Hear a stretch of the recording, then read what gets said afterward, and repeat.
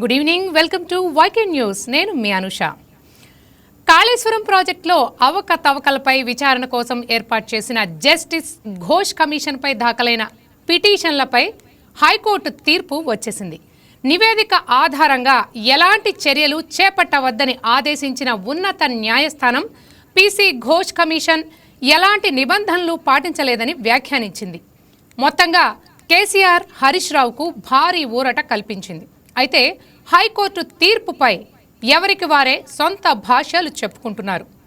సత్యం, ధర్మం గెలిచిందని బీఆర్ఎస్ అంటే ఎవరికీ క్లీన్ చిట్ ఇచ్చినట్లు కాదని అధికార కాంగ్రెస్ అంటోంది. కాళేశ్వరం విచారణలో రేవంత్ రెడ్డి ప్రభుత్వం విఫలమైందని కాషాయదళం అంటుంటే కేంద్రం సిబిఐని రంగంలోకి దించొచ్చు కదా అని హస్తం పార్టీ నిలదీస్తోంది. అంతేకాదు, కాళేశ్వరంపై కేంద్ర ప్రభుత్వ సంస్థ అయిన నేషనల్ డ్యామ్ సేఫ్టీ అథారిటీ ఎన్ఎస్డిఏ ఇచ్చిన రిపోర్ట్ సంగతి ఏంటి అని కూడా ప్రశ్నిస్తోంది. అలాగే కాళేశ్వరం ప్రాజెక్టు పేరుతో 1,00,000 కోట్ల ప్రజాధనం వృధా చేశారని రాజ్యసభలో జల్శక్తి మంత్రి సిఆర్ పాటిల్ చేసిన ప్రకటన సంగతి ఏంటని అంటోంది. మరి జస్టిస్ ఘోష్ కమిషన్ రిపోర్ట్ విషయంలో రేవంత్ సర్కార్ నెక్స్ట్ ఏం చేయబోతోంది? ఈ మ్యాటర్ సుప్రీంకోర్టు గడప తొక్కబోతోందా? అసలు కాళేశ్వరం అంశం ఏ మలుపు తిరగబోతోంది? ఇదే ఇవాళ మన అంశం. అయితే మనం ముందుగా ఈ ప్రాజెక్టు గురించి కొంత మాట్లాడుకోవాలి. ఎందుకంటే తెలంగాణ రాష్ట్రం ఏర్పడిన తర్వాత అతిపెద్ద ప్రాజెక్ట్ ఇది. దీన్ని వన్ ఆఫ్ ద అంటే ఇండియాలోనే one of the biggest lift irrigation ప్రాజెక్ట్స్లో ఒకటిగా అనుకోవచ్చు. దానికి అంటే అన్ని లక్షల కోట్ల వ్యయంతో తెలంగాణ సర్కార్, అప్పట్లో కేసీఆర్ ప్రభుత్వం దీన్ని చాలా ప్రతిష్టాత్మకంగా తీసుకుని కొన్ని లక్షల ఎకరాలకు నీరందించాలి, అలాగే ప్రజలకు కూడా తాగునీరు అవసరాలు తీర్చాలి, అలాగే ఏదైనా పరిశ్రమలకు కూడా నీరు అందించాలనే ఉద్దేశంతో ఎంతో ప్రతిష్టాత్మకంగా నిర్మించిన ప్రాజెక్ట్ ఈరోజు ఎందుకు ఇలా ప్రశ్నార్థకరంగా మారింది? 2 సంవత్సరాల నుంచి అసలు నిరుపయోగంగా, అంటే కొంతమేర ఎందుకు నిరుపయోగంగా మారింది? ఈరోజు దీనికి సంబంధించి మనం మాట్లాడబోతున్నాం. ఈ డిబేట్లో పార్టిసిపేట్ చేయడానికి రాజకీయ విశ్లేషకులు శివశంకర్ గారు, అలాగే బీఆర్ఎస్ సీనియర్ నేత రజితారెడ్డి గారు, అలాగే తెలంగాణ కాంగ్రెస్ అధికార ప్రతినిధి శివకుమార్ లాల్ గారు మనతో ఉన్నారు. గుడ్ ఈవినింగ్ అండి అందరికీ. గుడ్ ఈవినింగ్ మనిషా గారు. అలాగే Telangana BJP state council member Sagar Reddy గారు కూడా మనతో ఉన్నారు. అందరికీ వెల్కమ్ టు ద డిబేట్ అండి. నమస్కారం. నమస్తే అండి. ఫస్ట్ ఈరోజు కాంగ్రెస్ అధికార ప్రతినిధి శివకుమార్ లాల్ గారిని ఫస్ట్ క్వశ్చన్ నేను వేయబోతున్నాను. ఎందుకంటే ఈరోజు ఏదైతే తెలంగాణ హైకోర్టు ఇచ్చిన తీర్పు కాంగ్రెస్ సర్కార్కు చెంపపెట్టు లాంటిదని మంత్రి కిషన్ రెడ్డి గారు వ్యాఖ్యానించారు. దీన్ని మీరు ఎలా చూస్తారు? అలాగే ఈరోజు కోర్టు ఇచ్చిన తీర్పుని మీరు ఎలా తీసుకుంటారు? ముందుగా వైకే టీవీ ప్రేక్షకులకు, మీకు ప్యానల్ ఉన్న వారికి నమస్కారం. అయితే మనిషా గారు, ఏదైతే ఈరోజు హైకోర్టు ఒక డిసిషన్ తీసుకుంది అనే రకంగా ఆలోచిస్తే అదొక సెక్షన్ 8 ABCలో ఏదైతే ఘోష్ కమిటీ కొన్ని ఏదైతే మాకు అవకాశం ఇవ్వలేదు అని చెప్పి హరీష్ రావు కానీ కేసీఆర్ కానీ కోర్టుకు పోవడం జరిగింది. వాళ్ళ దాని మీదనే వాళ్ళకు ఉట్టి ఊరట తప్ప ఈ కేసులు ఏదో తప్పులు జరిగినాయని, లేకపోతే ఘోష్ కమిటీ ఏదైతే జస్టిస్ ఘోష్ కమిటీ ఏదో తప్పులు చేసిందని, లేకపోతే వీళ్ళే పెద్ద క్లీన్ చిట్ దొరికింది, లేకపోతే వీళ్ళు చాలా ముత్యంలాగా బయటకు వచ్చిండ్రు అని గతంలో వాళ్ళ కూతురు చెప్పినట్టు ఏం లేదు. ఖచ్చితంగా ఇది మొత్తానికి వాళ్ళకు ఒక ఊరట. గతంలో కేసీఆర్ పబ్లిక్ లో మాట్లాడతావా, లేకపోతే అంటే నేను పర్సనల్ గానే మాట్లాడతా, నాకు ఆరోగ్యం బాగలేదు అని చెప్పి ఆయన పిటిషన్ వేసుకోవడం జరిగింది. ఇదే హరీష్ రావుకి చెప్తే హరీష్ రావు యాక్టివ్ గానే ఉన్నాడు కాబట్టి వచ్చి నీ నీ నీ సంజాయిషి చెప్పు అనే రకంగా పిలవడం జరిగింది. ఇప్పుడు హరీష్ రావు దానికి ఏమంటే సెక్షన్ 8B ప్రకారము ఆయనతో పాటు ఆయన వాంగ్మూలం ఇచ్చేటప్పుడు ఆయన అడ్వకేట్ ని తెచ్చుకోలేదు, నాకు ఆ పర్మిషన్ ఇవ్వలేదు అనే రకంగానే కోర్టులో ఆయన ఒక పిటిషన్ వేయడం జరిగింది. దానికి ఊరటనే ఈరోజు కేసీఆర్ కి కానీ ఆయనకి దొరికింది. అంతే తప్ప దాంట్లో ఏం లేదు. ఘోష్ కమిటీ ఏదైతే ఇచ్చిండ్రో ఆ నివేదికల తప్పు అనేది ఏం లేదు. అదే ఒక్కటి ఏంటంటే ఆ నిబంధన ప్రకారం 8AB నిబంధన ప్రకారంలో వాళ్ళకు కొన్ని ఏదంటే వెసులుబాట్లు చెయ్యలేదు అనే రకంగానే అక్కడ హైకోర్టు ఇచ్చిన డిసిషన్ తప్ప వీళ్ళేదో కాళేశ్వరంలో ఏం తప్పులు జరగలేదు, వీళ్ళేమి కమిషన్లు తినలేదు, లేకపోతే కాళేశ్వరం కూలిపోలేదు, మేడిగడ్డ చుండిల్లా అన్నారం ఏదో చెడిపోలేదు అనే రకంగా వీళ్ళకు హైకోర్టు ఇచ్చింది ఏం లేదు. జస్ట్ ఊరట ఆ సెక్షన్ 8 ప్రకారం B and C లోనే, అంతకు మించి ఇంకా ఏం లేదు మనిషి గారు. శివకుమార్ గారు, కానీ కోర్టు క్లియర్గా చెప్పింది ఏంటంటే నివేదిక ఆధారంగా చర్యలు తీసుకోవద్దు అని. అంటే దీన్ని ఎలా తీసుకోవాలి? ఎందుకంటే గవర్నమెంట్లోకి రాకముందు కానీ లేకపోతే వచ్చిన తర్వాత కానీ పదే పదే రేవంత్ రెడ్డి గారు నేను ఏదైతే కాళేశ్వరం ప్రాజెక్టులో 1000 కోట్ల అవినీతి జరిగింది, దీన్ని నేను అంతా బయటకు తీసుకొస్తాను, దీనిపై ఖచ్చితంగా చర్యలు తీసుకుంటాను అని పదే పదే హామీ ఇచ్చిన కాంగ్రెస్ సర్కార్ ఫెయిల్యూర్గా ఇది కనబడుతోందని అంటున్నారు. దీనికి మీ సమాధానం ఏంటి? అక్కడ ఫెయిల్యూర్ ఏం లేదు. ఆల్రెడీ జస్టిస్ ఘోష్ కమిటీ వేసిండ్రు. ఆ ఘోష్ కమిటీ చూసింది. తర్వాత నేషనల్ డ్యామ్ సేఫ్టీ అథారిటీ కూడా వాళ్ళు కూడా రివ్యూ చేసి వాళ్ళు కూడా ఇన్స్పెక్షన్ చేసి వాళ్ళు కూడా ఇచ్చిండ్రు. కానీ ఇదే కాళేశ్వరం చాలా గొప్ప ప్రాజెక్టు. మీరు అన్నట్టు పెద్ద లిఫ్ట్ ఇరిగేషన్ లేకపోతే డిస్కవరీ ఛానల్లో వీళ్ళు డబ్బులు ఇచ్చి పెద్ద ప్రాపగండ చేసుకుంటారు. మరి అట్లా చేసుకున్న వాళ్ళు అయితే ఎల్ఎన్టీ చెప్పినప్పుడు ఇమీడియట్ గా 144 సెక్షన్ చేసి మొత్తం అదంతా కర్ఫ్యూ లాగా పెట్టి ఎవరిని అక్కడ సందర్శించకుండా, గతంలో ఉన్న ఆ తీన్వార్ మల్లన్న కూడా వెళ్తా అంటే ఆయనను సందర్శించకుండా, ఎవరిని పడతాలని అక్కడ పోనీయకుండా అరెస్ట్ చేయాల్సిన కారణం ఏమొచ్చింది అనేది వాళ్ళు చర్చకు చేసుకోవాలి. రెండోది, ఇటు కిషన్ రెడ్డి మాట్లాడిన దానికి నేను ఖచ్చితంగా తప్పు పడుతున్నాను. కిషన్ రెడ్డి ఒక్కసారి ఆలోచించాలా. ఇది మాకు సిబిఐకి అప్పచెప్పండి, నేను చేసేస్తా, నెల రోజులలో దీని తీర్పు తీసుకొస్తాడు. ఒకవేళ కాళేశ్వరం ఘోష్ కమిటీ అయిన తర్వాత కూడా సిబిఐకి మీరు మార్చుకోండి అని చెప్పి పంపించడం జరిగింది. ఈరోజు సిబిఐకి పంపిస్తే నెల రోజు పోయి సంవత్సరం అవుతుంది. మరి కిషన్ రెడ్డి దానికి సంజాషి చెప్పాలి కదా. ఆయన కాంగ్రెస్ పార్టీ మీద నెపం వేసి కాంగ్రెస్ పార్టీకి ఇది చెంపపెట్టు అంటే ముందు ఆడ కిషన్ రెడ్డికి పెద్ద చెంపపెట్టు. ఎందుకంటే కేసీఆర్, కిషన్ రెడ్డి, తర్వాత చిన్న జిఆర్ స్వామి, మైఓం రామేశ్వరరావు, ఇదొక గ్రూప్ ఆఫ్ కంపెనీ. ఈ కంపెనీలో ఏం జరిగినా వాళ్ళు సర్ది చెప్పుకుంటున్నారు. మొత్తానికి బడాబాబులంతా గ్రూప్ ఆఫ్ దొంగల్లాగానే మెదులుతున్నారు తప్ప పెద్ద నీతి నిజాయితీ పరులాగే మాట్లాడతలేరండి. సాగర్ రెడ్డి గారు, మీరు ఇప్పటి వరకు శివకుమార్ లాల్ గారు చెప్పిన మాటలు విన్నారు కదా, మీరేం చెప్తారు? మీ కామెంట్ ఏంటి? కాంగ్రెస్ పార్టీ ఆరోపణ చేయడం ఒక ఎత్తు అయితే ఆధారాలు చూపించకపోవడం అనేది రెండవ అంశం. ఇప్పుడు కాళేశ్వరం ప్రాజెక్టులో అక్రమాలు జరిగినాయి అనేది తేటతెల్లం చేయవలసినటువంటి బాధ్యత కాంగ్రెస్ రాష్ట్ర ప్రభుత్వంపై ఉంది. కానీ ఘోష్ కమిటీ వేసినటువంటి సుప్రీంకోర్టు కూడా ఇవాళ హైకోర్టు కూడా ఏం చెప్పింది? ఘోష్ కమిటీ ఒక కమిషనర్ వేసారు, ఆ కమిషనర్ యొక్క ఎంక్వైరీ సరిగ్గా జరగలేదు, వాళ్ళు ఇచ్చినటువంటి రిపోర్ట్ల ఆధారంగా సరి అయినటువంటి పద్ధతిలో లేదు కాబట్టి ఆ కమిషన్ ఇచ్చినటువంటి రిపోర్ట్ మీద మాత్రమే ఎంక్వైరీ చేయాల్సిన అవసరం లేదు అని చెప్పింది తప్ప కోర్టుల కేసు ఎప్పుడు మూసేయలేదు. ఫస్ట్ ముచ్చట. రెండవది ఏంటంటే రాష్ట్ర ప్రభుత్వము ఆరోపణ చేసినప్పుడు అక్కడ జరుగుతుంది అన్యాయం అనేది అనధికారికంగా అందరికీ తెలుసుకోవచ్చు. అధికారికంగా తీసుకురావాల్సినటువంటి అంతకుముందు ఉన్నప్పుడు ప్రతిపక్షంలో ఉన్నప్పుడు మాట్లాడింది కూడా కరెక్ట్ కాలేకపోవచ్చు, వాళ్ళకి అంత అనువైనటువంటి ఆధారాలు లభించకపోవచ్చు. కానీ వాళ్ళ గవర్నమెంట్లోకి వచ్చిన తర్వాత అక్కడ ఉన్నటువంటి గవర్నమెంట్, ఇక్కడ ఉన్నటువంటి గవర్నమెంట్ దాన్ని పూర్తిగా టేకప్ చేసి దాని మీద ఒక నిజాయితీ గల వ్యక్తులని, కొంతమందిని అనుభవజ్ఞులైనటువంటి వ్యక్తులని దాని మీద ఒక మంచి కమిటీ వేసి దాని ఆధారాలని బయటికి తీసి ఎవరికి ఎంత పోయింది, ఏ రూపంగా పోయింది అనేటువంటిది తీయడంలో పెద్ద సమస్య కాదు. కానీ ఇందులో మీనమేషాలు లెక్క పెడుతుంది. కారణం ఏందో అర్థం కావట్లేదు. రెండవది, ప్రతిసారి కూడా సిబిఐకి ఎందుకు ఇవ్వలేదు? ఇప్పుడు హైకోర్టులో మన కేసు ఆగమాగమవుతుంది, సిబిఐ ఎట్లా టేకప్ చేస్తుంది? సిబిఐకి నువ్వు సరైన ఆధారాలు ఇచ్చినప్పుడే కదా ఈ రాష్ట్రానికి. ఇప్పుడు నీ వల్ల అయితే లేదు, నీ వల్ల కానప్పుడు, అది పరిధి దాటిపోయి వచ్చినప్పుడు సిబిఐ ఖచ్చితంగా ఎంక్వైరీ చేస్తుంది. ఆ సిబిఐకి నువ్వు సరైనటువంటి రిపోర్ట్లు ఇవ్వట్లేదు, హైకోర్టుకే ఇవ్వలేదు, నువ్వు సిబిఐకి ఎప్పుడు ఇస్తావు? కాబట్టి ఇక్కడ నేను ఏమంటున్నా అంటే కాంగ్రెస్ పార్టీ, తెలుగుదేశం పార్టీ, ఇక టీఆర్ఎస్ పార్టీ, బీజేపీ పార్టీ అని కాదు. ఫస్ట్ ప్రజా సమస్యలకు, ప్రజల యొక్క సొమ్ముకి అంటే ప్రజల యొక్క నిధికి సరి అయినటువంటి బాధ్యత రహితంగా పనిచేసినటువంటి బీఆర్ఎస్ పార్టీ చేసినప్పుడు అంతే బాధ్యతాయుతంగా కాంగ్రెస్ పార్టీ కూడా చేయవలసిన అవసరం ఉంది.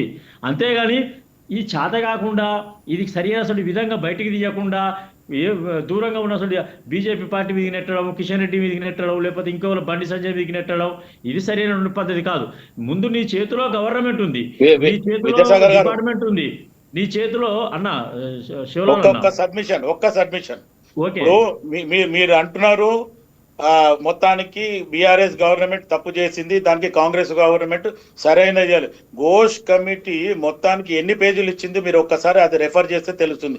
అదే కాకుండా అటు ఘోష్ కమిటీ చేస్తున్నప్పుడే బండి సంజయ్ గారు కానీ కిషన్ రెడ్డి గారు ఏమన్నారు, సిబిఐకి అప్పచెప్పండి, నేను నెల రోజులల్లా లేదా 45 రోజులలో నేను తేల్చేస్తామన్నారు. మీరు వేసుకున్న తర్వాత శివకుమార్ లాలన్న కమిషనర్ మీరు వేసుకున్నారు, దాని మీద ఒక ప్రక్రియ చేపట్టిర్రు. ఆ ప్రక్రియ చేపట్టినప్పుడు అది హైకోర్టు, మీరు కోర్టు ద్వారా, న్యాయస్థానాల ద్వారా మీరు దాన్ని పనిచేస్తున్నారు.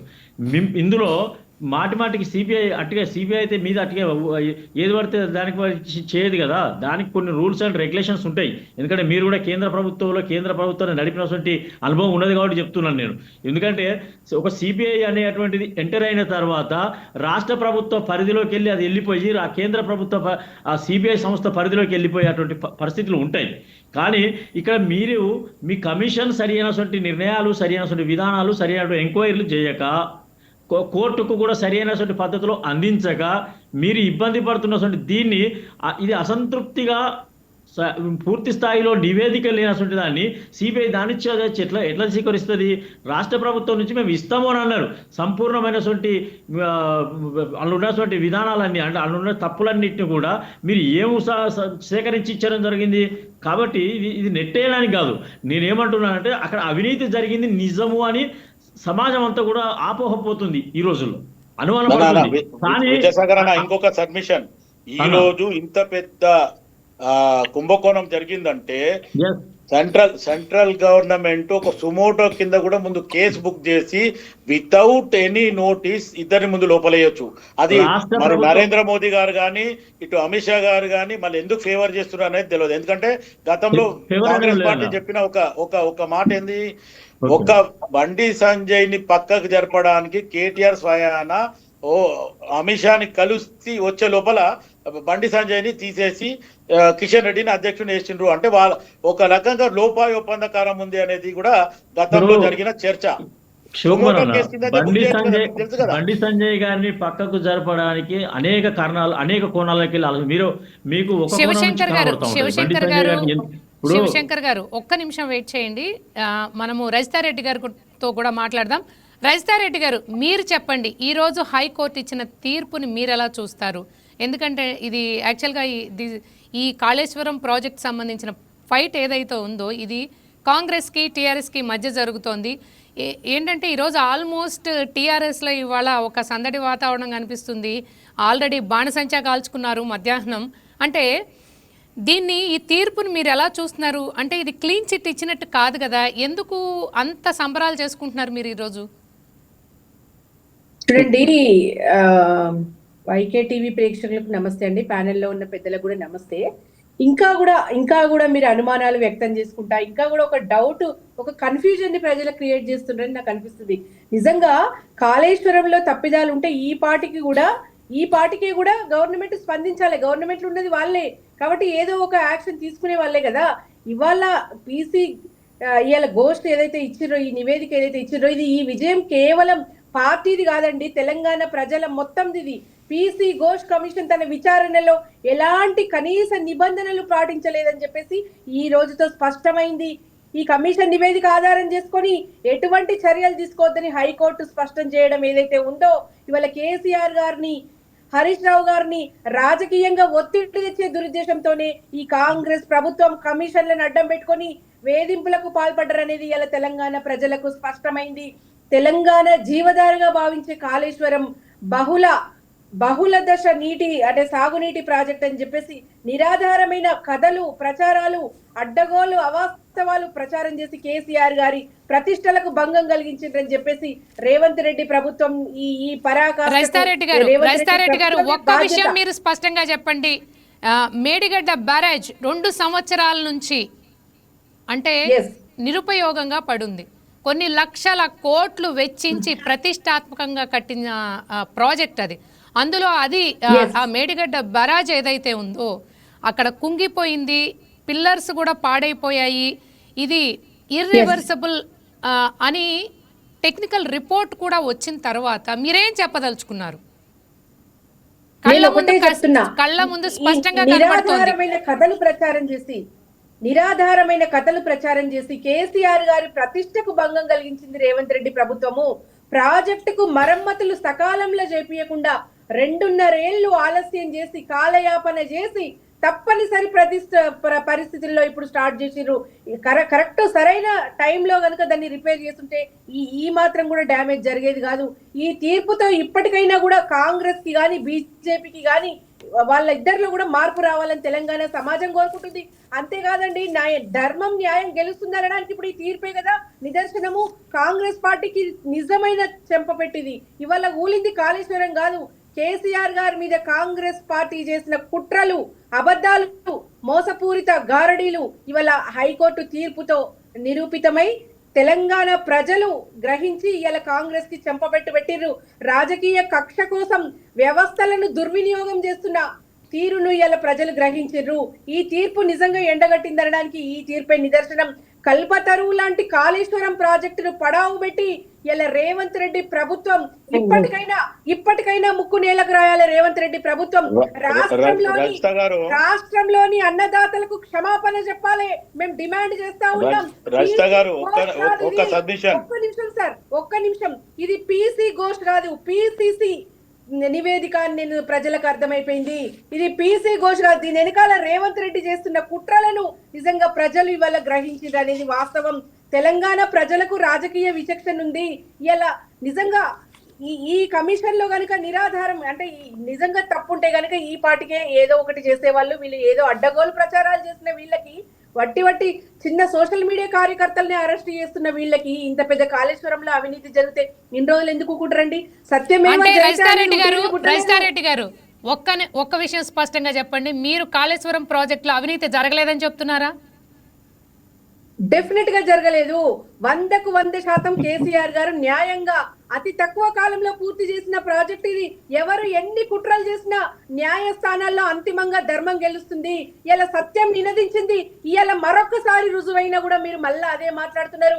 ప్రాథమిక హక్కులను కాలరాస్తూ న్యాయ రజితారెడ్డి గారు మీరు ఒక్క విషయం గుర్తుపెట్టుకోవాలి. ఈ రోజు హైకోర్టు ఇచ్చిన తీర్పు జస్టిస్ పిసి ఘోష్ నివేదిక ఆధారంగా చర్యలు తీసుకోవద్దని మాత్రమే.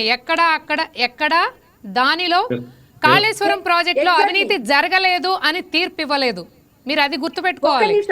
అసలు విచారణనే తప్పుపట్టిందండి న్యాయస్థానం, ఉన్నత న్యాయస్థానం అసలు విచారణనే తప్పుపట్టిందంటే కానీ కమిషన్ ని తప్పు పట్టలేదు రజితారెడ్డి గారు. కమిషన్ ని తప్పు పట్టలేదు. విస్మరిస్తూ ఒక్క నిమిషం ప్రాథమిక హక్కులను కాలరాస్తూ న్యాయ సూత్రాలను విస్మరిస్తూ నడిపిన ఈ విచారణను న్యాయస్థానం తప్పుపట్టింది. కాబట్టే ఇవాళ ఇది వచ్చింది అనేది నేను చెప్తా ఉన్నా. వ్యక్తిగత కక్షలకు పోయిండు రేవంత్ రెడ్డి, ప్రతిష్టలకు భంగం కలిగించాలని ఇలా కమిషన్ చేసిన రజితారెడ్డి గారు శివకుమార్ గారికి ఛాన్స్ ఇద్దాం. శివకుమార్ గారు, మీరు ఇప్పటి వరకు రజితారెడ్డి గారు చెప్పిన మాటల్ని విన్నారు కదా. ఆవిడ అసలు కాళేశ్వరం ప్రాజెక్ట్ లో అవినీతే జరగలేదని, రేవంత్ రెడ్డి సర్కార్ వ్యక్తిగతంగా పర్సనల్ గా టార్గెట్ చేస్తోందని ఆవిడ అంటున్నారు. దీనికి మీ సమాధానం ఏంటి? రజితారెడ్డి గారే కాదండి, మొత్తానికి బీఆర్ఎస్ వాళ్ళంతా గిట్లనే మొండి వైఖరి, మొండి వాదన ఉంటుంది. వాళ్ళు చెప్పేది ఇప్పుడు ఓపెన్ గా రజిత గారు ఒక్క నిమిషం. ఇప్పుడు ఆల్రెడీ పీసీ ఘోష్ కమిషన్ ఏదైతే ఇచ్చిందో దాంట్లో సెక్షన్ 8B అండ్ C దగ్గర వాళ్ళు ఒక నిబంధన పాటించలేదు అని చెప్పి హరీష్ రావు ఏదైతే కేసు వేసుకుందో దాంట్లో వాళ్ళకి ఊరట దొరికింది తప్ప ఆ కాళేశ్వరంలో మొత్తానికి కమిషన్లు తినలే అని కాదు, లేకపోతే ఆ బ్యారెక్ కూలలేదని కాదు. ఆల్మోస్ట్ ఆల్ మొత్తానికి 2 సంవత్సరాలకు ముందు ఏదైతే బీఆర్ఎస్ పార్టీ అధికారంలో ఉన్నప్పుడే ఎల్ఎన్టీ వాళ్ళు ఓపెన్ గా చెప్పడం జరిగింది, ఇది గనక ఇనాగ్రేషన్ చేస్తే రేపు ఏమన్నా జరిగితే మాకు సంబంధం లేదు అని వాళ్ళు ఒక అథెంటిక్ లెటర్ కూడా తీసుకోవడం జరిగింది. ఒకవేళ నీళ్లు కనుక నింపితే ఆ బ్యారక్ కి 7 పిల్లర్లు ఉంటాయి, ఆ 7 పిల్లర్లు మొత్తానికి కూలిపోయే అవకాశం ఉంది అనే రకంగా గతంలో కూడా చెప్పడం జరిగింది. డ్యామ్ సేఫ్టీ అథారిటీ కూడా అదే విషయం చెప్పడం జరిగింది. ఇవన్నీ ఎక్కడ అబద్ధాలు కాదు. అండ్ మోర్ ఎవర్ కేసీఆర్ ఏదైతే డిస్కవరీ ఛానల్లో పైసలు ఇచ్చి మరి ప్రాపగండ చేసుకుండ్రు, ఇంతకుముందు బుర్జ్ ఖలీఫాలో ఎట్లయితే ప్రాపగండ చేసుకుండ్రో అట్లా ఆల్రెడీ డిస్కవరీ ఛానల్లో చేసిరు. మరి ఎప్పుడైతే అది కూలిపోయింది 3 సంవత్సరాలలోనే కంప్లీట్ చేసినాము, మేము మొత్తంకి 3 సంవత్సరాలనే కూలిపోయింది అనే సబ్జెక్ట్ వచ్చిన వరకు డిస్కవరీ ఛానళ్ళకి మాయమైపోయింది. ఎందుకు మాయమైంది? డిస్కవరీ ఛానల్లో ఎప్పుడు కూడా ఏదైనా జెన్యూనిటీ ఉంటేనే అది వాళ్ళు లైవ్లో పెడతారు, లేదంటే వాళ్ళు బంద్ చేస్తారు. ఎస్పెషల్లీ తెలంగాణ ప్రజల డబ్బులు తీసుకుపోయి డిస్కవరీ ఛానల్కి ఇచ్చి దాన్ని మొత్తానికి హైలైట్ చేయడానికి ప్లాన్ చేసిర్రు. ఏదంటే పంపింగ్ చేసి కాళ్ళ నుంచి నెత్తికి తీసుకుపోయి నెత్తి మీదకి మళ్ళీ కిందికి పోస్తామనే రకంగా వీళ్ళు చెప్పేటన్ని మాయ మాటలు. అండ్ మోర్ ఎవర్ ప్రతిదీ వీళ్ళకు మన అలవాటు ఏంటంటే ఉద్యమ కాలంలో చేసిన స్టైలే అధికారంలోకి వచ్చినాక చేయడం, పాలాభిషేకంలు, పటాకులు కాల్చుడు, లేకపోతే సంబరాలు చేసుకుంటూ స్వీట్లు పంచుడు, ఇవన్నీ వీళ్ళొక కొత్త ఓర్వడి తీసుకురావడం జరిగింది 10 సంవత్సరాలలో. కానీ ప్రజలు ఈరోజు మంచి బుద్ధి చెప్పిర్రు, మూలకు పడేసిండ్రు. ఈరోజు కేసీఆర్ని మట్టుకు నేను ఒక్క దగ్గర మెచ్చుకుంటా, ఏదైతే నన్ను గెలిపిస్తే ప్రజలలో ఉంటా, లేదంటే ఫామ్ హౌస్లో పండుకుంటా. ఉద్యమ కాలం నుంచి ఆయన ఇచ్చిన హామీలన్నీ కూడా పూర్తి చేయలే, కానీ ఈ ఒక్క హామీ మట్టుకు పక్కా పర్ఫెక్ట్గా ఆ హామీని పూర్తి చేసిండు. అండ్ కేసీఆర్ ఈరోజు 2.5 years నుంచి ఫామ్ హౌస్లో పండుకోవడానికి కూడా కారణం ఏంటంటే మొత్తానికి నా కొడుకుని, నా బిడ్డని, నా అల్లుని, లేదంటే నా తోడేళ్ళుని కొడుకుని వీళ్ళని తీసుకొచ్చి నా కొంప నేనే కూల్చుకున్నా, వీళ్ళని పక్కన పెడతా అని చెప్పి మొన్న జీవన్ రెడ్డి సభలో కూడా వీళ్ళని ఎవరిని ఇన్వాల్వ్ చేయకుండా ఒక్కోడు కేసీఆర్ జీవన్ రెడ్డి భుజం మీద తుపాకీ పెట్టి జీవన్ రెడ్డి ఆశీర్వాద సభ అనే రకంగా చేసుకోవడం జరిగింది. మొత్తానికి బీఆర్ఎస్ కి ఈ రోజు పుట్టగతులు లేకుండా పోయినాయి. కారు షెడ్డులో పోయింది, కేసీఆర్ ఫామ్ హౌస్ లో పండుకుండండి. ఇంతే. రజితారెడ్డి గారు, శివకుమార్ గారు ఒక ఆసక్తికరమైన క్వశ్చన్ ని రైజ్ చేశారు. ఎన్ఎస్డిఏ రిపోర్ట్ సంగతి ఏంటి అని ఆయన ప్రశ్నించారు. దీనిపై మీ సమాధానం ఏంటి? ఏ రిపోర్ట్ కూడా ఈ కాళేశ్వరం ని తప్పుబట్టి ఇవ్వలేదు ఇంతవరకు కూడా. ఇవాళ మీరు చదివారా? ఎన్డిఎస్ఏ రిపోర్ట్ ని మీరు చూసారా, చదివారా? టు బి ఫ్రాంక్ నేను చూడలేదు, బట్ దాని నివేదిక ఏదైతే ఉందో నేను తెలుసుకున్నా. దాని సారాంశం ఏదైతే ఉందో దాంట్లో తప్పు పట్టినట్టుగా ఆధారాలు లేవు. డెఫినెట్ గా కాళేశ్వరంలో అవినీతి జరిగిందని కానీ, పిల్లర్లు ఈ రకంగా కుంగిపోతాయని కాదు, ఇది అది ఏదైతే ఓపెనింగ్ సందర్భంలో ఇవి కుంగిపోతే మాకు సంబంధం లేదనే విషయాలు కానీ ఎక్కడా ప్రస్తావించలేదు. ఇవన్నీ కూడా అన్ని అంటే ఈ బురద జల్లే ప్రయత్నాలే.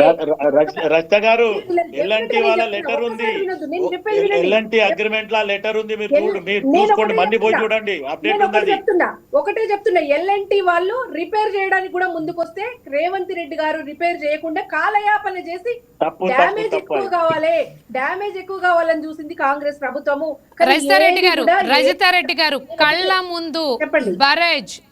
కళ్ళ ముందు బ్యారేజ్ కుంగిపోయింది, 3 పిల్లర్స్ డ్యామేజ్ అయిపోయినాయి.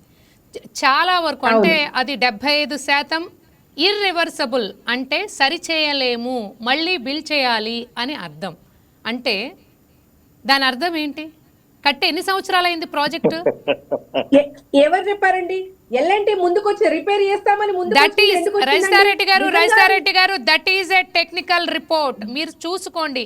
ఇంకా కావాలంటే ఎవరికన్నా డౌట్, మనం ప్రాజెక్టు ప్రతిష్టాత్మకమైన ప్రాజెక్ట్, అందులో డౌటే లేదు. ప్రాజెక్టు ప్రతిష్టాత్మకమైనది. ఒకవేళ ఆ ప్రాజెక్ట్ మనుగడలో ఉండి మళ్ళీ దాన్ని రిపేర్ చేయాలంటే మీరు మళ్ళీ డబ్బులు ఇవ్వాలి అన్నారు. అంటే పాడండి మీరు, వైకే ఛానల్ వాళ్ళు కాంగ్రెస్ కి మేము సపోర్ట్ చేస్తాం, మేము అటే మాట్లాడతామంటే మాట్లాడండి, పర్వాలేదు. కానీ ఎల్ఎన్టీ కాంగ్రెస్ సపోర్ట్ చేస్తున్నట్ట. మనీషా గారు రిపోర్ట్ చదువుతుంది, మీరు రిపోర్ట్ కావాలిస్తే. రజితారెడ్డి గారు, మీరు మరొక విషయం గుర్తు పెట్టుకోవాలి. ఇండియాలోనే ప్రతిష్టాత్మకమైన లిఫ్ట్ ఇరిగేషన్ ప్రాజెక్ట్స్ లో కాళేశ్వరం ప్రాజెక్టు అని చెప్పిందే నేను. ఎందుకు చెప్పాను నేను అది? బికాజ్ ఇట్ ఈజ్ నిజంగా Yes, అది కొన్ని exactly. లక్షల ఎకరాలను ఏం చేసుకొని కట్టిన ప్రాజెక్ట్ ఇది. తెలంగాణ ప్రజల Exactly, yes. తాగునీటి అవసరాలను తీర్చడానికి తీసుకొచ్చిన ప్రాజెక్ట్ ఇది. BRS government KCR Exactly. గారు అత్యంత Yes. ప్రతిష్టాత్మకంగా తెచ్చిన ప్రాజెక్ట్ ఇది. అందులో ఎటువంటి సందేహం Yes. లేనే లేదు, ఎవరికి నేను ఉండకూడదు ఒకటే కూడా. అడుగుతున్నా. కానీ ఇక్కడ ప్రశ్న నేను- ఈ రోజు కాళేశ్వరం ప్రాజెక్టులో ఏదైతే మేడిగడ్డ బరాజ్ ఏదైతే ఉందో అది కుంగిపోవడం అది సామాన్యమైన విషయం కాదు. దాని గురించే మనం మాట్లాడుకుంటున్నాం, నిజాలు మాట్లాడుకుందాం. ఇది నేను ఎవరి పార్టీ చెప్తున్నా, కాదు, నేను నేను వరద ఎవరి వంతు ప్రవాహంలో- నేను ఏ పార్టీ తరపున మాట్లాడట్లా. మీరు దయచేసి అర్థం చేసుకోండి, పక్కదారి అదే, పట్టించొద్దు. ఒక్కసారి నాకు టైం ఇవ్వండి. వరద ప్రవాహం అది అంటే కాల గర్భంలో జరిగేవి కొన్ని మనం అనుకోని కూడా జరుగుతాయండి. అది వరద ప్రవాహం నీటి అంటే ఆ ఇసుక ప్రాంతము అట్లాంటి పిల్లర్లు జనరల్ గా కూడా జరుగుతాయట.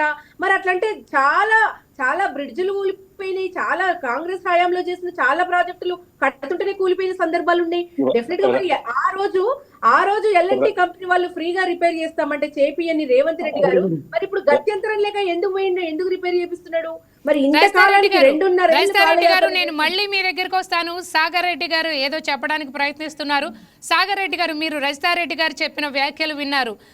అంటే కాంగ్రెస్ సర్కార్ ఏదైతే కాళేశ్వరం ప్రాజెక్ట్లో డ్యామేజ్ జరిగిందో ఆ బరాజ్ డ్యామేజ్ని క్లియర్ చేయడానికి, లేకపోతే దానికి సంబంధించి ఎటువంటి ఫండ్స్ పెట్టలేదు, డ్యామేజ్ని క్లియర్ చేసే ప్రయత్నం చేయలేదు అని రైతారెడ్డి గారు అంటున్నారు. మీరేమనుకుంటున్నారు? మీరేం చూశారు చెప్పండి. ఇప్పుడు ప్రజలకి తప్పుడు తోవలు చూపించేటువంటి దానిలో వీళ్ళు ముందుంటారు. ఇది ఫ్యాక్ట్. ఇది ఫ్యాక్ట్. ఎందుకంటే వీళ్ళ విధానం ఏంటంటే క్వశ్చన్ చేసుడు ఒక్కటే వీళ్ళకి తెలుసు. జవాబు చెప్పే అంటే అక్కడ ఏమైనా తప్పు జరిగినప్పుడు తప్పు అని ఒప్పుకునే అటువంటి శక్తి వీళ్ళకు లేదు. ఎందుకంటే వీళ్ళు ప్రతిదీ కూడా వీళ్ళ తప్పు అయినా కానీ అవతల బీజేపీని విన్నో ఇతర కాంగ్రెస్ విన్నో నెట్టేయాలి, మేము మాత్రం బేస్ అని చెప్పి పటాకులు కాల్చాలి. ఇప్పుడు కల్పతరువు అని చెప్పిరు రైతక్కయ్య గారు మీరు ఒక్కసారి ఆలోచించండి.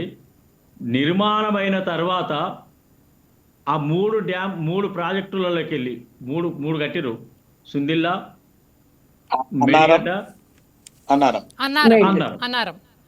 అయితే మీరు ఒక్కసారి గమనించండి. దీనితో పాటు సాగునీరు కోసం, తాగునీరు కోసం అనేక రకమైనటువంటి నదుల పైన కూడా వీళ్ళు ఆనకట్టలు కానీ చెక్ డ్యాములు కట్టారు.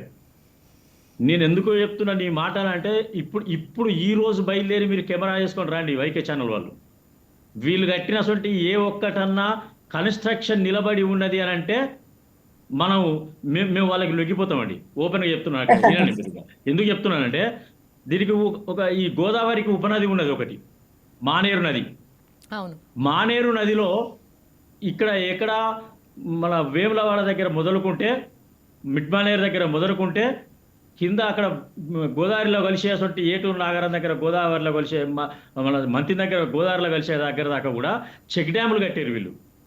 చెక్ డ్యాములు కట్టి ఆ నీటిని దేనికి ఉపయోగించాలి?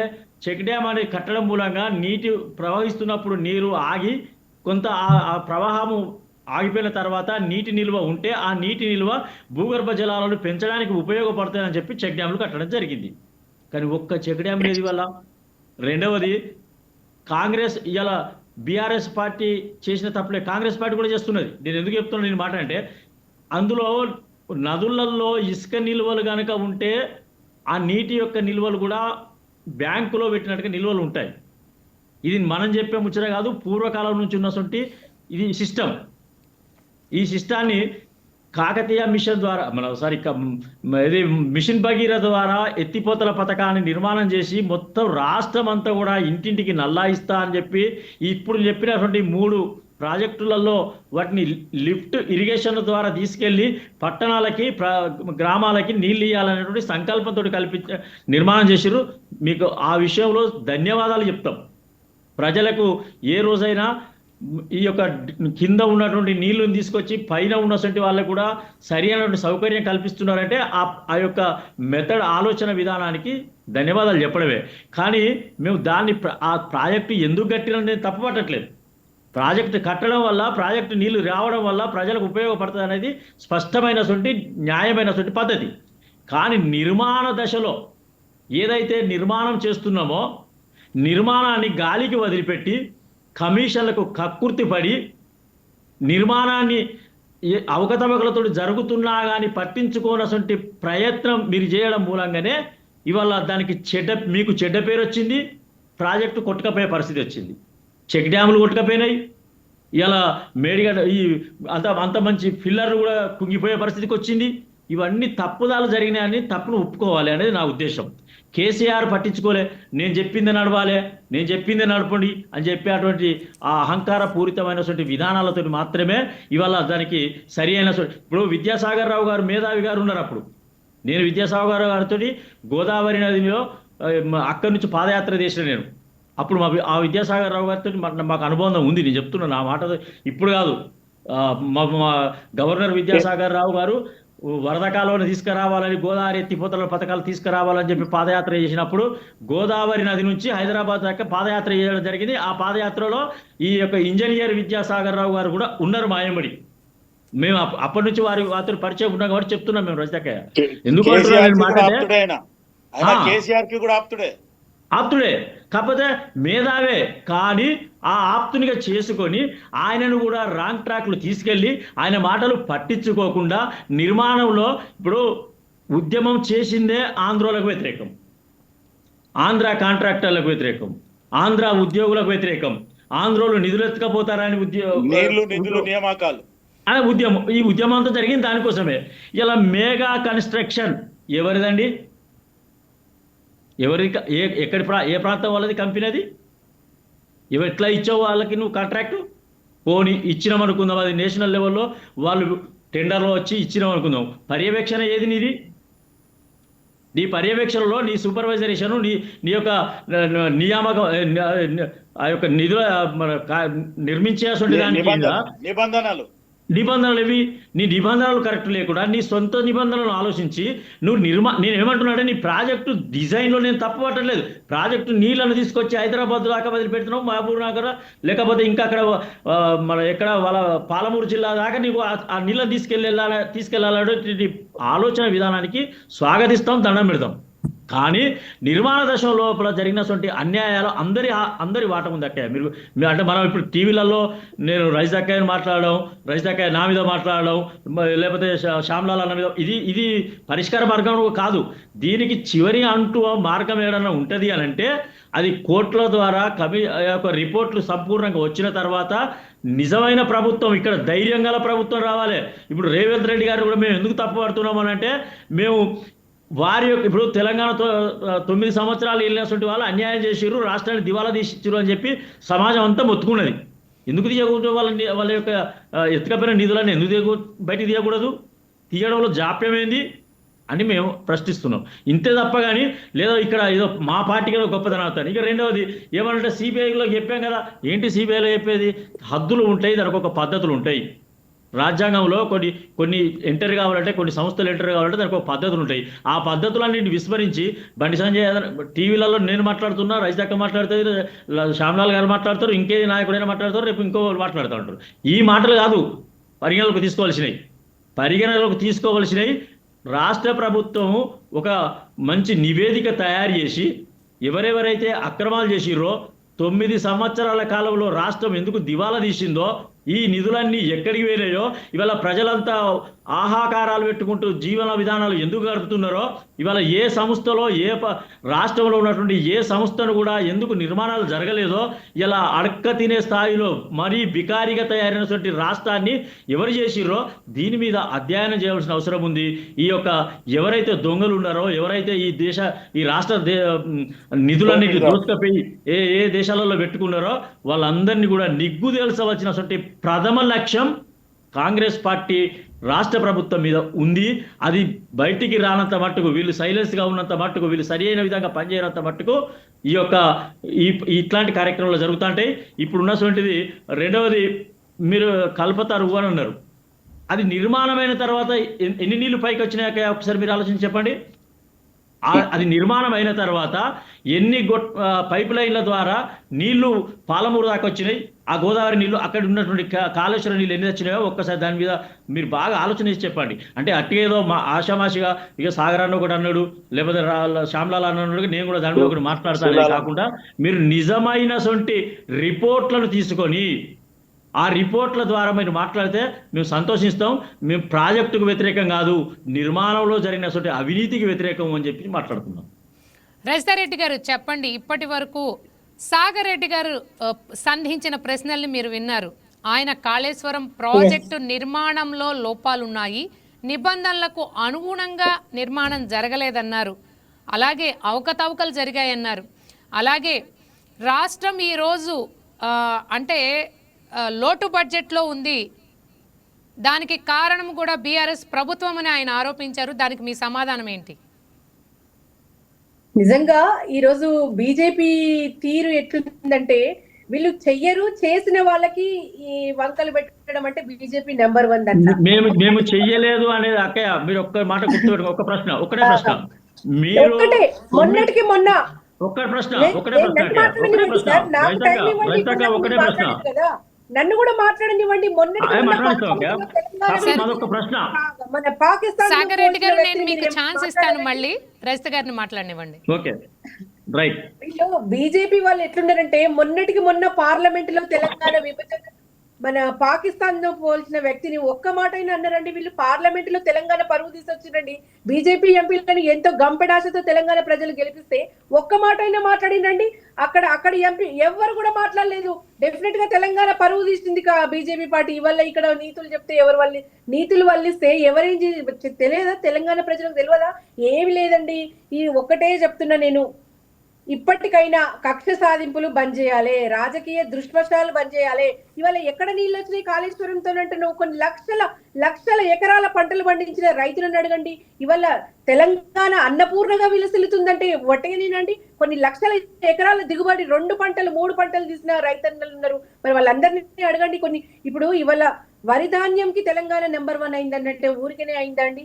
ఇవన్నీ మాటలు కాదండి, చేతలల్లో కేసీఆర్ గారు చేసిన ఇవాళ తెలంగాణ ముఖ చిత్రం మార్చిన మార్పును బట్టి ఇవన్నీ సాధ్యమైనవి. రాత్రికి రాలేదండి. ఇవాళ ఈ రాజకీయ దుష్ప్రచారం మానేయాలి. ఆ 2 పిల్లర్లు కూడా మరమ్మతులు చేపట్టాలి. తెలంగాణ రైతుల ప్రయోజనాలను కాపాడాలి. ఎవరు ఏదన్నా అవునన్నా కాదన్నా ముమ్మాటికి తెలంగాణకు కాళేశ్వరం ప్రాణేశ్వరమే. తెలంగాణ వరప్రదాయిని కాళేశ్వరమే. ధవళేశ్వరం ప్రదాత సర్ ఆర్థర్ కాటన్ అయితే కాళేశ్వరం ప్రదాత కేసీఆర్ గారే. ఎవరు అవునన్నా కాదన్నా ఇది ముమ్మాటికి నిజం. ఇప్పటికైనా ఇప్పుడు ఏమన్నారండి, విద్యుత్ కమిషన్ అన్నాడు రేవంత్ రెడ్డి. ఏమైంది? విద్యుత్ కమిషన్ అయిపోయింది, కాళేశ్వరం కమిషన్ అయిపోయింది. ఇలా కక్షపూరిత కమిషన్ కథలు అన్ని ఒడిసిపోయినాయి. ఇలా నీళ్ళు ఇచ్చిన నాయకుని మీదనే నిందలు వేస్తున్నారు వీళ్ళంతా కూడా. ఇప్పటికైనా ఆపండి. నేను ఏదే చెప్తున్నా, నిందలు వేయడం ఆపండి, పని చేయండి. మీకు మంచి అవకాశం ఇచ్చిన ప్రజలు, కరెంటు వెలుగులు తెచ్చిన లీడర్ మీద ఇలా చీకటి కుట్రలు బంద్ చేయండి అని చెప్తున్నా. కేసీఆర్ గారి మీద పగతోని రైతులను దగా చేయొద్దు. విద్యుత్ సరఫరా రెడ్డి గారు కరెంటు వెలుగులు మీరే తీసుకొచ్చారా? టీఆర్ఎస్ పార్టీనే తీసుకొచ్చిందా కరెంటు వెలుగులు? డెఫినెట్ గా ఇవాళ 24 గంటలు కరెంట్ ఇచ్చింది కూడా కేసీఆర్ ఘనత కాదండి. ఒకటండి, ఈ కాళేశ్వరం ముచ్చటి నుంచి మాట్లాడదాం, మళ్ళీ డీవియేషన్ కావద్దు. ఇప్పటి నుంచి కాళేశ్వరంలో 1,00,000 కోట్ల అవినీతి అని ఎవరన్నా అంటే బీఆర్ఎస్ నాయకులు ఉరికిచ్చి కొడతారనేది వాస్తవం.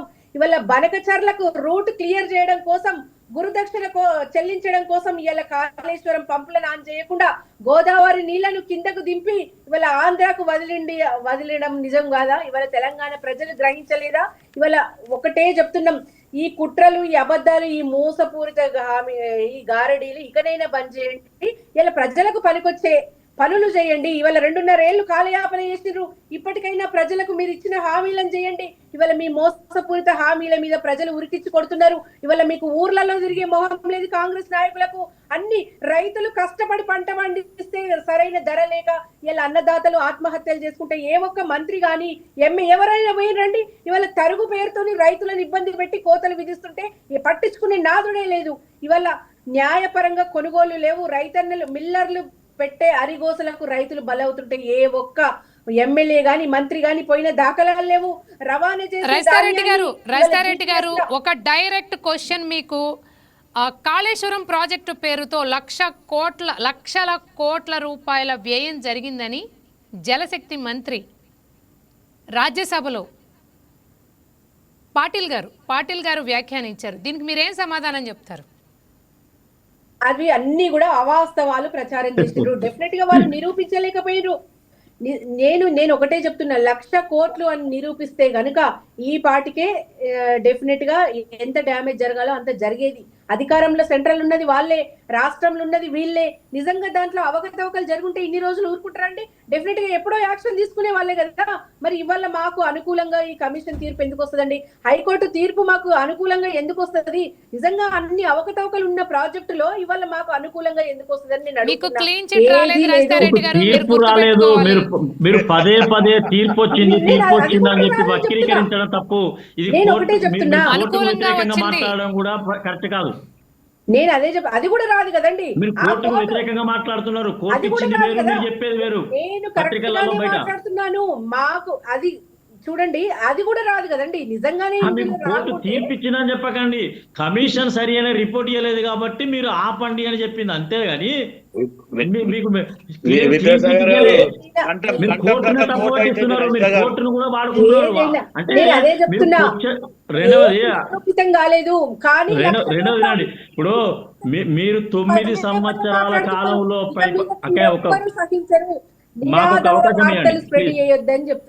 ఒక అవకాశం ఇవ్వండి. డెఫినెట్ గా ఒక్కటే చెప్తున్నా, ఇవాళ కాంగ్రెస్ ప్రభుత్వం తెలంగాణలో ఫెయిల్ అయింది కాబట్టి ఈ కక్షపూరిత వాతావరణం నెలకొల్పుతున్నారు. ఇవాళ రేవంత్ రెడ్డి సర్కార్ నిర్లక్ష్యం వల్ల రాష్ట్రంలో ఆర్టీసీ కార్మికులు కూడా సమ్మెకు దిగినట్టు అర్థం చేసుకోండి. ఏం జరుగుతుంది? ప్రభుత్వానికి సిగ్గుచేటు. ఇలా కాంగ్రెస్ ప్రభుత్వం కార్మికులను, కర్షకులను, రైతులను, మహిళలను, వృద్ధులను, నిరుద్యోగులను, అన్ని సబ్బండ వర్గాలను ఇబ్బంది పెట్టుకుంటా కేవలం కక్షపూరిత తెలంగాణను మీరు చెప్పండి. ఇప్పటి వరకు రజితారెడ్డి గారు చెప్పిన వ్యాఖ్యల్ని మీరు విన్నారు. అలాగే ఆవిడ చాలా ఆసక్తికరమైన కామెంట్స్ కూడా చేశారు. చెప్పింది రజితారెడ్డి గారు, మన సూర్య గారు పార్లమెంట్ లో మాట్లాడిన తేజస్వి సూర్య గారు మాట్లాడినటువంటి వర్డును కూడా మీరు మీకు అనుకూలంగా మార్చుకొని వక్రీకరించి ప్రజలకు చెప్తున్నారు తప్ప అసలు అక్కడ జరిగిందేమి? 1200 మంది ఇలాంటి 1200 మంది బలిదానం పైన వచ్చినటువంటి తెలంగాణని అసలు అలా యొక్క ఎవరైతే దీనికోసం బలి అయినటువంటి ఉద్యమం చేసినటువంటి వాళ్ళందరినీ పక్కకు పెట్టి మీరు ఎవరికి పదవులు ఇచ్చిర్రు, ఎవరికి మంత్రి పదవులు ఇచ్చిర్రు, ఎవరిని గవర్నమెంట్ లో పెట్టుకున్నారు? దోపిడి దొంగలను మొత్తం పక్కన పెట్టుకున్నారు. అది పక్కన పెట్టండి సార్. అది పక్కన పెట్టలే కాదు, మీరు ఉద్యమ స్ఫూర్తితో మీరు మాటికి ఏమంటున్నారంటే మాదే తెలంగాణ, మా సొంతం, మా తాత జాగిరి, మా అయ్య జాగిరి అనేటువంటి పద్ధతిలో మాట్లాడుతుంది బీఆర్ఎస్ పార్టీ ప్రతి నాయకులు కూడా. అది కరెక్ట్ కాదు. తెలంగాణ ఉద్యమం లోపల ప్రతి పల్లెల్లో ప్రతి వ్యక్తి కూడా పోరాటం చేస్తే వచ్చింది. కానీ మీ యొక్క టీఆర్ఎస్ పార్టీలో ఇవాళ కొనసాగుతున్నటువంటి వాళ్ళంతా కూడా మొన్నటిదాకా వివిధ రకాల పార్టీలలో పదవులు అనుభవించుకొని తెలంగాణకు వ్యతిరేకంగా పనిచేసిన వాళ్ళు ఈ రోజు వరకు కూడా మీ దానిలో సగానికి పైగా వ్యక్తులు మీ ఉద్యమ ద్రోహులు ఉన్నారు. ఇది మీరు గమనించక మీరు ఎక్కడ ఉన్నారు అని అంటే ఇది మొత్తం మాదే తెలంగాణ, మా నాయన జాగిరి. ఇక నేనే నా సొంతంగా నా ఊర్లో ధూమ్ధామ్ కార్యక్రమం పెట్టిన నేర్నాల కిషోర్ అనేటువంటి వ్యక్తిని తీసుకొచ్చి వాళ్ళ బృందాన్ని తీసుకొచ్చి నేను ఎక్కడ ఎవరు పనిచేయాలి మీరే పనిచేసిరని చెప్పి ఈ డబ్బాలు కొట్టుకోవడం అనేది బంద్ చేయండి. ప్రజలు గమనించారు కాబట్టి మిమ్మల్ని 9 సంవత్సరాలు పక్కన మీ అవినీతి సామ్రాట్లందరినీ కూడా లెక్కలు కట్టి పెట్టిర్రు. కాకపోతే ఇక్కడ వైఫల్యం చెందుతుంది కాంగ్రెస్ పార్టీ. అందుకని ఆ అవినీతి సామ్రాట్లందరినీ కూడా సరి అయిన పద్ధతిలో వాళ్ళందరినీ తీసుకుపోయి జైల్లో పెట్టేటువంటి ప్రక్రియ చేపట్టకపోవడం వల్ల మీరు ఇంకా రోడ్ల మీద, అసెంబ్లీలలో ఏడబడతా ఎదురు తిరిగి మాట్లాడుతున్నారు. 9 సంవత్సరాల కాలంలో గ్రామ పంచాయతీకి ₹1 నిధి అని మీరు మాట్లాడితే ఈ వేదాలు వల్లించినట్టు అనిపిస్తుంది మాకైతే. ₹1 గ్రామ పంచాయతీలకు ఇవ్వలే. ఇలా గ్రామ పంచాయతీ నిధులు అన్నీ కూడా బీజేపీ గవర్నమెంట్ నరేంద్ర మోడీ గారి నాయకత్వంలో ప్రతి రూపాయి కూడా లెక్కతో వచ్చింది.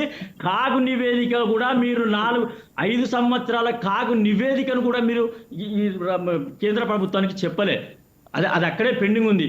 మీరు ఏదైనా కానీ వచ్చిన ప్రతి రూపాయి కూడా సర్పంచ్లకు వచ్చినటువంటి ప్రతి రూపాయిని దారి మరలించి తీసుకున్నటువంటి ప్రభుత్వం ఏదన్నా ఉందా భారతదేశంలో? అది అంటే ఆ పాపాన్ని ముల్లెగట్టుకున్నటువంటి ప్రభుత్వం మీ బీఆర్ఎస్ పార్టీ ప్రభుత్వమే. ఇక దానిలో ఎలాంటి అడ్డంకులు లేవు. అది సర్పంచ్లు ఈ రోజు వరకు కూడా బిల్లులు రాకుండా చచ్చిపోతున్నారు. ఒక 50 కిలోమీటర్ల రోడ్డు వేయడానికి 13 సంవత్సరాలే, ఇప్పటికి కూడా కంప్లీట్ కాలే. మీరు రాండి, ఒక కెమెరా వేసుకొని రాండి, నేను చూపిస్తా. ఓకే సాగర్ రెడ్డి గారు, శివకుమార్ గారికి కూడా ఛాన్స్ ఇద్దాం. సాగర్ రెడ్డి గారు, అవినీతులలో మీ సామ్రాట్ల యొక్క సంఖ్య చాలా పెద్దది. ఇంకా ఇంకా ఒక అడుగు ముందుకేసి ఎవడైనా పాపం బీదస్తుడు చిన్న చిన్నోళ్ళు ఎవరైనా ఉంటే భూ కబ్జాలకు ఎక్కువ పాల్పడుతున్నటువంటి సామ్రాట్లు కూడా మన దానిలోనే ఉన్నారనేది మీరు మర్చిపోకుండా అక్కయ్య గారు. మీకు తెలియకపోవచ్చు, కానీ గ్రామాలలోకో పట్టణాలకో సిటీలలోకి వచ్చి చూడండి, ఆ సామ్రాట్ల యొక్క సంఖ్య కనబడుతుంది. ఆ సామ్రాట్ల యొక్క ఇప్పటికి కూడా వాళ్ళ ఆగడాలు జరుగుతున్నాయి. ఇప్పటికి కూడా మీరు రాని చూపిస్తా నేను స్పష్టంగా. అంటే మేము అందరి మీద బదనం ఎత్తాం, అసెంబ్లీలో ఇష్టం వచ్చినట్టు మాట్లాడతాం, మీడియాలలో ఇష్టం వచ్చినట్టు మాట్లాడతాం, ఏది రాకుండా తీర్పులు రాకుండా మీరు ఏది రాకుండా మీకు ఏం తెలియకుండా మేమే లగాంచి మాట్లాడితే మేము కరెక్ట్ అవుతామని అనుకుంటున్నారు మీరు. పిల్లి కళ్ళు మూసుకొని పాలు తాగుతుంది, పాలు తాగేటువంటి దాన్ని ఎవరు చూస్తలేరని మీరు అనుకుంటున్నారు. మీరు పాలు తాగినటువంటిది, ప్రజల సొమ్ము తిన్నటువంటిది, 9 సంవత్సరాలు మీరు పిల్లి పాలు తాగినటువంటి పద్ధతిలో మీకు ఉన్నటువంటి వ్యవహారాన్ని అందరు జనాలు కళ్ళ ఓపెన్ చేసుకొని చూసిరక్కయ్య. మీరు మర్చిపోకండి, ఎన్నటికున్నా ఏదో ఒక రోజు లోపలికి పోతారు, కాకపోతే సమయానుకూలంగా ఉంటుంది. సాగర్ రెడ్డి గారు, నేను మళ్ళీ మీ దగ్గరకు వస్తాను. శివకుమార్ గారు చెప్పండి. సాగర్ రెడ్డి గారు ఏం చెప్తున్నారంటే స్ట్రైట్ గా కాంగ్రెస్ సర్కార్కు ఒక సవాల్ విసిరారు. అవినీతి పరుల్ని పట్టుకోవడంలో, అవినీతి ప్రాజెక్టుల్ని ఏదైతే ప్రభుత్వం ముందు పెట్టి చట్టబద్ధంగా వారిపై చర్య తీసుకునే విషయంలో కాంగ్రెస్ సర్కారు ఫెయిల్ అయిందని ఆయన సూటిగా స్పష్టంగా అడుగుతున్నారు. దీనికి మీ సమాధానం ఏంటి? మనిషి గారు, కాంగ్రెస్ పార్టీ అధికారంలో రాకముందు కూడా ఓపెన్ గా చెప్పడం జరిగింది, చెర్లపల్లి జైల్లో మొత్తానికి వీళ్ళకి డబుల్ బెడ్రూమ్ కట్టించేస్తా, వీళ్ళని పెట్టేస్తా అని. కానీ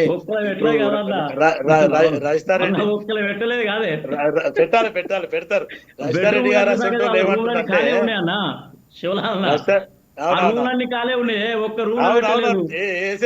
టైం దగ్గర పట్టింది, చట్టం దానిపైన చేసుకుంటూ పోతుంది, టైం దగ్గర పడ్డది వేస్తారు. ఎందుకంటే రాజారెడ్డి అసలు ఏమంటున్నారంటే రేవంత్ రెడ్డి గాని కాంగ్రెస్ పార్టీ కక్ష సాధింపు చేస్తుంది అంటుంది. ఆయన ఓపెన్ గా చెప్పిండు, భగవంతుని మీద ఓటేసి కూడా ఏమన్నాడంటే ఎవరి పాపాన వాడు పోతాడు, భగవంతుడు అనేది చూసుకుంటాడు, ఆల్రెడీ తుంటి ఇరిగింది, ఆయన మూలకు పడ్డాడు అనే రకంగా కూడా మాట్లాడడం జరిగింది. సరే, అది వ్యక్తిగతంగా భగవంతుడు చూసుకుంటాడు, భగవంతుడే చూసుకున్నప్పుడు రేవంత్ రెడ్డి ఎందుకు మళ్ళా? అదే ముఖ్యమంత్రి ఆయన ఎందుకు? భగవంతుడు చూసుకుంటాడు కదా. భగవంతుడు చూసుకుంటాడు అనేది ఒక సభలో మాట్లాడింది. ఆల్రెడీ మొత్తానికి ఏదైతే ఫామ్ హౌస్ లో పండుకుంటూ ఆయన బయటికి కూడా వస్తలేడు. నేను ఇంతకు ముందు చెప్పినట్టే కేసీఆర్ కి ముఖం చెల్లక మొత్తానికి ఫ్యామిలీ పాలిటిక్స్ చేసి నా పిల్లలే నా కొంపమూర్చిండ్రు అనే రకంగా ఆయన బయటికి రావట్లేదు అనేది నేను ఓపెన్ గా చెప్పడం జరిగింది. అదే కాకుండా రాజారెడ్డి గారికి ఇంకొక మాట చెప్పడం, ఎందుకంటే కాళేశ్వరం సబ్జెక్ట్ ఆలోచిస్తే ఇప్పటి వరకు 2 టీఎంసీలు రాలేదు. అలా పంపింగ్ చేస్తే 2 టీఎంసీల వాటర్ రాలేదు. దానికి ఆ కరెంటు బిల్ వచ్చి తడిసి మోపడైంది అనేది గవర్నమెంట్ లెక్కలున్నాయి. అదొకటి. రెండోది ఏంటంటే ఇంకా ఈ రకంగా ఆలోచిస్తే టీఆర్ఎస్ బీఆర్ఎస్ మొత్తానికి ప్రతి దగ్గర కూడా మోసపూరితమైన మాటలు, లేకపోతే బట్టగాల్సి మీదేసినట్టు వేరే వాళ్ళకి అబండాలు వేయడము, ఇవన్నీ సర్వసాధారణం అయిపోయినాయి. అదే మొత్తానికి ఈరోజు టీఆర్ఎస్ బీఆర్ఎస్కి ఇంకా కూడా అర్థమైతే లేదు. లేకపోతే ఎప్పుడు పటాకాలు కాల్చాలనుకున్న వాళ్ళు, లేకపోతే స్వీట్లు పంచాలనుకున్న వాళ్ళు, పాలాభిషేకం చేయాలనుకున్న వాళ్ళు మళ్ళీ ఒకసారి ఆలోచించండి. మీకు ఈరోజు ఊరట దొరికింది అంతే తప్ప కేసు వేస్ట్ అనేది కాదు. రేపు ఇయ్యాల కాకపోతే రేపు లోపలికి పోతారు, చట్టం దాని పని అదే చేసుకుంటా పోతుంది అనేది ఖచ్చితంగా అది రేపైనా జరిగేది. అండ్ ఇంకొకటి, మన విద్యాసాగర్ గారు, ఇది ఒక చిన్న కరెక్షన్. ఎందుకంటే మీరు అనుభవజ్ఞులు, మీరు ముక్కుసూటిగా మాట్లాడే వ్యక్తి కాబట్టి ఏదైతే తేజస్వి సూర్య మాట్లాడింది మటుకు తప్పది. పిల్లోడు వయసులో చిన్నోడు. ఒక్క నిమిషం, నేను చెప్పిన తర్వాత మీరు చెప్పండి. ఎందుకంటే ఆ పిల్లోడు ఏదైతే డీలిమిటేషన్ బిల్లు, దాంట్లో 33% విమెన్ రిజర్వేషన్ ని పెట్టి బీజేపీ కన్ఫ్యూజ్ చేసింది. 2 బిల్లులు అట్ ఏ టైం పెట్టొద్దు అనేది దెర్ ఇస్ అనే జీవో రూల్. ఆ రూల్ ని ఒక్కరోజు ముందు అబాలిష్ చేసి మొత్తానికి అది పెట్టిండ్రు. వీళ్ళు అటు అమిత్ షా కానీ వాళ్ళు కానీ మనం గతంలో ఎన్నో డిబేట్లలో లాస్ట్ ఏదో డిబేట్లో కూడా మనం కలిసి మాట్లాడాం. ఏమని 33% మీరు 2011కి పెట్టుకుంటే దక్షిణాది రాష్ట్రాలకు నష్టం జరుగుతుంది, మీరు 26 పెట్టండి, కులగణన జనగణన అయినాకనే మీరు పెట్టండి అనేది మనం ప్రతిపాదించింది. కానీ అమిత్ షా ఏమన్నాడు, కానీ మన టాపిక్ సారీ బండి డివేట్ సంజయ్ అయిపోతుంది కిషన్ రెడ్డి, శివకుమార్ గారు, మన టాపిక్ డివేట్ అయిపోతుంది. దీని గురించి మళ్ళీ మనము కిషన్ రెడ్డి అండ్ బండి సంజయ్ ఏమన్నారు, మొత్తానికి ఏదైతే 2011 తీసుకుంటాం లేదంటే 50% పెంచుతామన్నారు. ఆ 50% పెంచితే మేము మాకు ఎవరికి కూడా అభ్యంతరం లేదు. 2011 తీసుకుంటే ఇటు ఆంధ్రప్రదేశ్కి కానీ సౌత్ రాష్ట్రాలకు అన్నిటికీ కూడా ఇబ్బంది అనే రకంగా చెప్పడం జరిగింది. దాని మీద సూర్య మాట్లాడుతూ ఇటు పాకిస్తాన్ ఇండియా బార్డర్ లాగా కొట్లాట చేసిండ్రు, అది అర్ధాంతరంగా చేసిండ్రు అనేది మటుకు తప్పు. అది నేను కూడా తప్పు పట్టినా దానికి మటుకు సూర్యని సస్పెండ్ అనే చేయండి, లేకపోతే సంజయ్జీ చెప్పి తప్పు అని ఒప్పుకునేలాగా చేయాలా. అది తెలంగాణ ప్రజల మీద అది తప్పు మార్క్ అయిపోతుంది. రేపటి దినం అదొక మచ్చలాగా ఉంటుంది. శివకుమార్ గారు కంక్లూడ్ చేయండి, ఆ విషయం మీద కంక్లూడ్ చేయండి. మనము మన విషయానికి స్టిక్ ఆన్ అవుదాం. ఈ కోర్టు తీర్పు గురించి ఈ రోజు మనం డిస్కస్ చేసుకుంటున్నాము. అయితే కిషన్ కుమార్ రెడ్డి కోర్టు చెప్పండి అంటే ఏమంటారు, కిషన్ రెడ్డి గారు ఈ తీర్పుకు సంబంధించి ఒక ఆసక్తికరమైన ఇంట్రెస్టింగ్ ఒక రకంగా చెప్పాలంటే ఒక కామెంట్ చేశారు. ఎలా అంటే టీఆర్ఎస్ కాంగ్రెస్ రెండు కూడా డూప్ ఫైట్ చేసుకుంటున్నాయి, నేను గిచ్చినట్టు చేస్తాను నువ్వు ఏడ్చినట్టు యాక్ట్ చెయ్యి అన్నట్టు అలా యాక్ట్ చేస్తున్నాయి అని కిషన్ రెడ్డి గారు ఈ విషయంలో ఎద్దేవా చేశారు. దానికి మీ కామెంట్ ఏంటి? కిషన్ రెడ్డి గారు, ఒక్కసారి నువ్వు అధ్యక్షునిగా ఉండి ఇప్పటిదాకా 10 సంవత్సరాలలో టీఆర్ఎస్ బీఆర్ఎస్ కి ఏం చేసినావు, మీ లోపాయ ఒప్పందకారాలు ఏంది అనేది మీరు ఇంకా కూడా బయటపడతలేరు. మీకు ఒక్కసారి బీఆర్ఎస్ తోని కేసీఆర్ తోని నీకు ఏదైతే లోపాయ ఒప్పందకారాలు లేకపోతే మీ బిజినెస్ డీళ్లు లేకపోతే మీ ఇండస్ట్రీలు ఎక్కడెక్కడ ఉన్నాయి ఏమున్నాయి ముందు అది ప్రజలకు చెప్పండి. మీరు లేకపోతే బండి సంజయ్ ఉన్నప్పుడు మీ బీజేపీ పుంజుకుంది, మీరు అధ్యక్షుడికి వచ్చినాక మీ బీజేపీ మళ్ళీ ఎందుకు పండుకుంది అనేది కిషన్ రెడ్డి స్వయాన చెప్పాలి. ఈరోజు మొత్తానికి కరుడు గట్టిన బీజేపీ కార్యకర్తలు సెకండ్ లైన్ లీడర్షిప్ అంతా మొత్తానికి మీరు పండుకోండి, మీరు ఎవరు కూడా పోరాటంలోకి రావద్దు అనే రకంగా పడుకోబెట్టిన కిషన్ రెడ్డి ఇటువంటి మాట్లాడితే హాస్యాస్పదంగా ఉంటుంది. ఒక్కసారి ఆయన మాట్లాడిన మాటలు లేకపోతే ఆయన చేసిన వ్యాఖ్యలు సరి చేసుకోమని చెప్పి కోరడం జరుగుతుంది. శివకుమార్ గారు, మరో ప్రశ్న. ఇందాక రజితారెడ్డి గారు తెలంగాణకు సంబంధించిన గోదావరి జలాల్ని ఆంధ్రాకు కట్టబెట్టే విషయంలో కాంగ్రెస్ ప్రయత్నిస్తోంది అని చెప్పి ఆవిడ అన్నారు. దానికి మీ సమాధానం ఏంటి? కేసీఆర్ గారు వాళ్ళ బాపు అంటారో మరి ఆమె ఏమంటారో తెలియదు, కాక అంటారు. మొత్తానికి రజిత గారు ఆలోచించాలా. రోజా దగ్గరికి పోయి రొయ్యల పులుసు ఎవరు తిన్నారు, రాయలసీమని రత్నాల సీమ చేస్తా అని ఎవరు హామీ ఇచ్చిండ్రు, జగన్తో కలిసి నువ్వు ఎంతన్నా వాటా తీసుకోపో అని చెప్పింది ఎవరు అనేది ఒక్కసారి వాళ్ళు చేసిన వ్యాఖ్యలని మళ్ళీ ఒకసారి వాళ్ళు చర్చ చూసుకొని ఇటువంటి సంజాయిషి లేకుండా లేకపోతే ఆలోచన లేకుండా మాట్లాడే మాటలు మాట్లాడొద్దని కోరుకుంటాం. అలాగే రజితారెడ్డి గారు, మీరు ఇందాక సాగర్ రెడ్డి గారు మాట్లాడింది విన్నారు కదా, మీ కామెంట్ ఏంటి? ఆయన వ్యాఖ్యలకి మీ సమాధానం ఏంటి? టీఆర్ఎస్ పార్టీ నేతలు చేసిన భూ కబ్జాలకు సంబంధించి మీరు ఎటువంటి సమాధానం చెప్తారు? చూడండి, ఈ రోజులలో భూ కబ్జాలు ఇవన్నీ ఎక్కడ నడుస్తున్నాయండి? సరే, ఎవరో ఒకరు చేసిన దానికి దాన్ని పార్టీలకు హైదరాబాద్ మొత్తం భూ కబ్జాలేనండి, తెలంగాణ మొత్తం అన్ని రాష్ట్రాల్లోనూ ఉన్నాయి, నేను కాదని అనట్లేదు. అన్ని రాష్ట్రాల్లో ఉన్నాయి, తెలంగాణలో ఎక్కువగా ఉన్నాయి. ఖచ్చితంగా తెలంగాణ డెఫినెట్ గా అన్ని పార్టీలో అన్ని రకాల మనుషులు ఉంటారండి. అన్ని రకాల మనుషులు అన్ని పార్టీల్లో ఉంటారు. దానికి పార్టీకి ముడిపెట్టడం సంబంధం లేదు. అట్లంటే మరి కులం కుంపట్లు మతం మంటలు ఎన్ని ప్రాంతం పంచాయతీలు ఎన్ని చేయలేదండి? బీజేపీ అంటేనే కదా కులం కుంపట్లు పెట్టేది. మరి మేమేమన్నా అన్నామా? మేమన్నా అంటున్నామా? ఇవన్నీ డెఫినెట్ గా ఇప్పుడు బీజేపీ అంటేనే టిఆర్ఎస్ నాయకులు చేస్తే కేడర్ కు ఎటువంటి సంకేతం వెళ్తుంది? టిఆర్ఎస్ నేతలు భూ కబ్జాలు చేస్తుంటే కేడర్కి ఎటువంటి సంకేతం వెళ్తుంది? చూడండి, అంటే ఆవు భూ చేలో వేసే కబ్జాలు దూడ చేసే గట్టును వాళ్ళని వేస్తుందా ఏ అన్నట్టు పార్టీ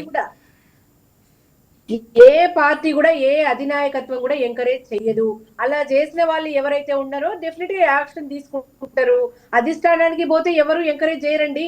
ఎప్పుడైనా మేము ప్రతిపక్షంలో ఉన్నా విపక్షంలో ఉన్నా మేము స్వపక్షంలో ఉన్నా విపక్షంలో ఉన్నా ప్రజల పక్షాన్ని పనిచేస్తుంది బీఆర్ఎస్ పార్టీ. ఎలాగో మీ ఈ ప్రాంత కొంతమంది నాయకులను పిలిచి మీరు కబ్జాలు చేయండి, మీరు రౌడీయిజం చేయండి, మీరు గూండాయిజం చేయండి అని ఏ అధిష్టానం చెప్పదు, ఏ పార్టీ చెప్పదు. ప్రజలలో ఈ రోజు వరకు కూడా ప్రతి పార్టీ కూడా ప్రయత్నిస్తది. అట్లాగే సంరక్షకులుగా తెలంగాణ ప్రాంత ప్రజల మనోభావాలను కానీ తెలంగాణ ప్రజలకు న్యాయం చేయాలంటే కనుక బీఆర్ఎస్ పార్టీ మాత్రమే సాధ్యమవుతుంది. ఇంకా ఏ బీజేపీకి కూడా తెలంగాణ మీద ప్రేమ లేదు, కాంగ్రెస్ కు అసలే లేదు. మన ముఖ్యమంత్రికి జై తెలంగాణ అని ముఖ్యమంత్రి మనకు దొరికిండు కాబట్టి తెలంగాణకు ఎటువంటి న్యాయం చేయని వ్యక్తిగా చరిత్రలో నిలిచిపోతాడు.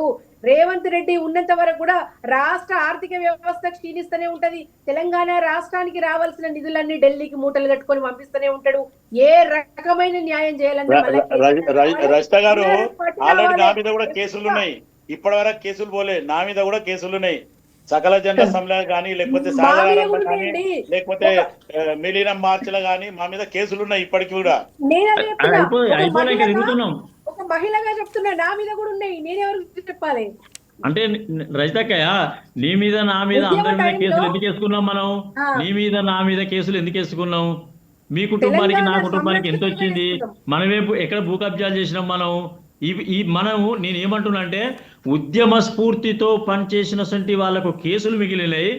ఉద్యమ ద్రోహులకు చేర్చుకోవడం వల్ల వాళ్ళకు భూ కబ్జాల వాళ్ళ గుణం మార్చుకోకుండా ఈ రోజు వరకు కూడా అధికారంలో లేకుండా ఈ గ్రామాలకు కూడా ఆ యొక్క వాతావరణం వచ్చింది. ఈ రోజు వరకు కూడా మీకు చూపిస్తా నేను ఒక్కొక్కటి. నేను అందుకే చెప్తున్నా, అనుష గారు మీరు కెమెరా వేసుకొని రజితక్కని తీసుకొని శ్యామ్లాల్ గారు తీసుకొని రాండి.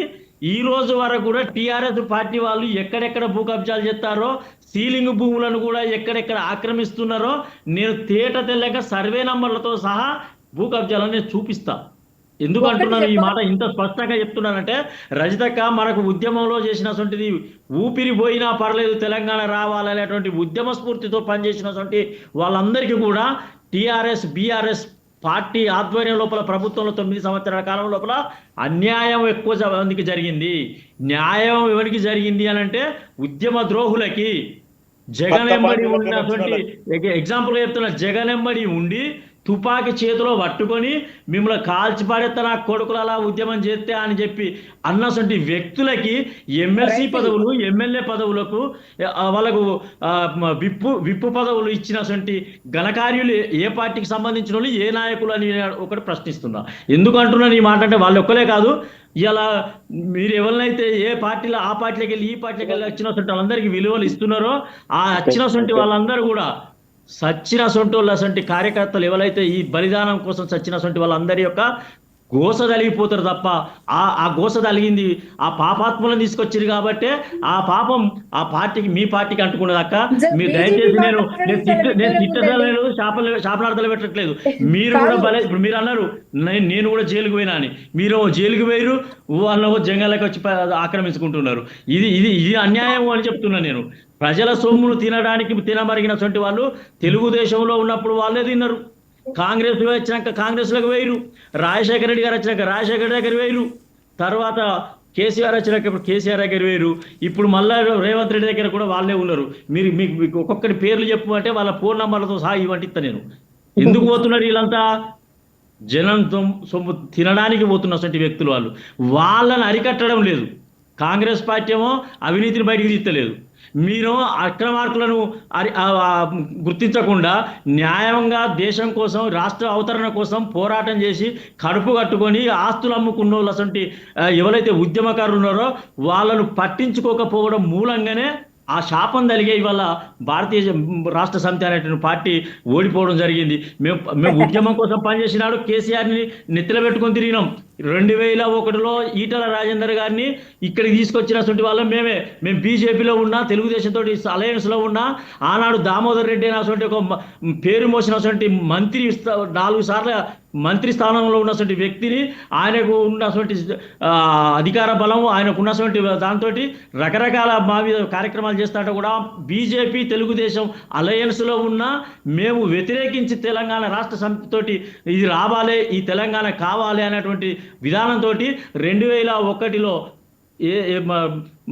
రైతు నాగలి గుర్తు మీద ఎంపీటీసీ జడ్పీటీసీ ఎలక్షన్లు మాత్రమే వచ్చినాడు కూడా తెలంగాణ రాష్ట్ర సమితిని మెడల ఎత్తుకొని పనిచేసినాం. బీజేపీ జెండాను, తెలంగాణ రాష్ట్ర సమితి 2 జెండాలను జీపు కట్టుకొని తిరిగినటువంటి కార్యకర్తగా నేను మాట్లాడుతున్నాక, నేనేదో ఆషామాషిగా మీదికి వెళ్ళి వచ్చి ఇట్లా మీ మీద నా మీద అట్లా ఎటువంటి మాట్లాడడానికి నేను రాలేదు. రెండవది 2002లో ఈటల రాజేందర్ గారిని ఎమ్మెల్యేగా తీసుకొచ్చిన తర్వాత ఆయన గెలుపు కోసం మా అలయన్స్ పార్టీ అయినటువంటి తెలుగుదేశాన్ని ఓడగొట్టినటువంటి కార్యకర్తలు మేము కారణం. ఉద్యమం చెలరేగాలే, ఉద్యమం వర్ధిల్లాలే, కేసీఆర్ గారి యొక్క నాయకత్వం వర్ధిల్లాలని ఈ నోటితోటి లక్షల సార్లు అన్నటువంటి నోరు అక్క ఇది. మేము ఆయన చెడిపోవాలని ఎందుకంటలేమంటే అప్పుడు ఆయన ఆ వర్ధిల్లాలి, ఆ ఉద్యమం వర్ధిల్లాలి, ఆ ఉద్యమ స్ఫూర్తితో తెలంగాణ రావాలి, తెలంగాణ అభివృద్ధి జరగాలనేటువంటి ఆకాంక్షతో చేసినటువంటి ఆర్తనాదాలని, అవి ఏదో ఆషామాషి నాదాలు కాదు. కానీ ఇప్పుడు ఏమనిపిస్తుంది, తెలంగాణ రాష్ట్ర సమితి ఓడిపోవడానికి వాళ్ళు చేసిన పాపమే. పాపాత్ములందరినీ పక్కన పెట్టుకున్నారు, ఆ పాపం కలిగింది, పార్టీ పక్కకు పోయింది. ఇంతే. ఓకే, శివకుమార్ గారు సవాలక్ష కారణాలు అన్నట్టుగా రజితారెడ్డి గారు కంక్లూడ్ చేయండి. పెద్ద సరే, ఇప్పుడు అన్నగారు చెప్పిన దానికి నేను మాట్లాడాల్సి వస్తుంది. సరే, ఇప్పుడు బీజేపీ వాళ్ళు మాట్లాడడం నాకైతే నవ్వు వస్తుంది. ఎందుకంటే పెద్ద పెద్ద మీరు నవ్వద్దక్క. బీజేపీ వల్ల సాహసం, బీజేపీ వల్ల సహకారం లేకపోతే తెలంగాణ రాలే. ఒక్క కేసీఆర్ సంతకం పెడితే తెలంగాణ రాలే. మీరు నవ్వడానికి ఆస్కారం కూడా లేదు. ఓపెన్ గా చెప్తున్నా నేను. బీజేపీ వాళ్ళు ప్రతి కార్యకర్త కూడా, మా బండి సంజయ్ కూడా ఢిల్లీలో పోయి దెబ్బలు తిన్నాడు. మీరు జంతర్ మంతర్ దగ్గర మేము కూడా పోయినాం. వాటర్ కొడతా ఉంటా కూడా దెబ్బలు తిన్నటువంటి కార్యకర్తలు ఉన్నారు. దాన్ని